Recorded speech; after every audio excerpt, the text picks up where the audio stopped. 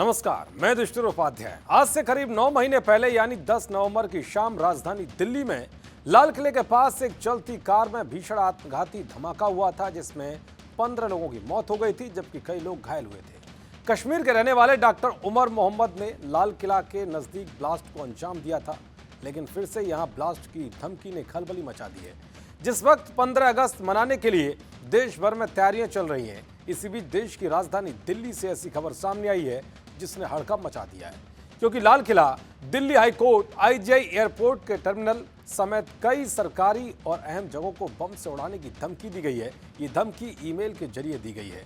इस धमकी भरी ईमेल में क्या कुछ कहा गया है और सुरक्षा एजेंसियां इस धमकी के बाद क्या कुछ एक्शन ले रही हैं, आइए आपको बताता हूं। दरअसल 15 अगस्त से एक दिन पहले दिल्ली में बम की धमकी से खलबली मच गई है। ये धमकी ऐसे वक्त में आई है जब कुछ घंटे पहले ही पुलिस ने 11 वांटेड आतंकवादियों के पोस्टर जारी करके उन्हें सार्वजनिक स्थानों पर जगह चस्पा किया गया है।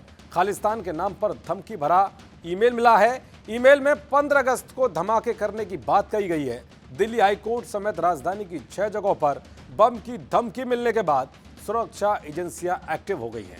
ईमेल में आतंकी संगठन बब्बर खालसा का नाम भी लिखा है। ईमेल में खालिस्तान और 1984 के सिख विरोधी दंगों का जिक्र करते हुए ये धमकी भी दी गई है कि दिल्ली मेट्रो लाइनों और अंबाला से आने वाली ट्रेनों में धमाके होंगे।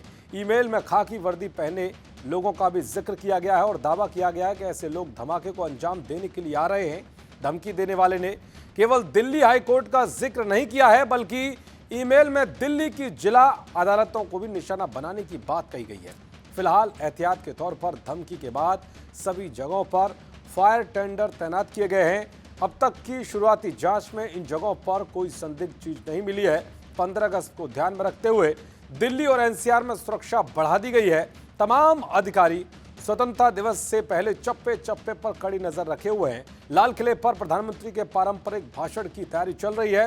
राजधानी में सुरक्षा व्यवस्था कड़ी कर दी गई है। उधर ईमेल भेजने वाले की पहचान करने के लिए तकनीकी टीमों को लगाया गया है। ये पता लगाने की कोशिश की जा रही है कि ये धमकी किसने और किस उद्देश्य दी है, क्योंकि पिछले कुछ समय के भीतर अलग अलग संस्थानों और सार्वजनिक स्थानों को इस तरह की धमकियां मिलने के मामले बढ़े हैं। अब देखना ये होगा इस मामले में और क्या कुछ जानकारियां सामने आती है। देखते रहिए जी न्यूज़। नमस्कार।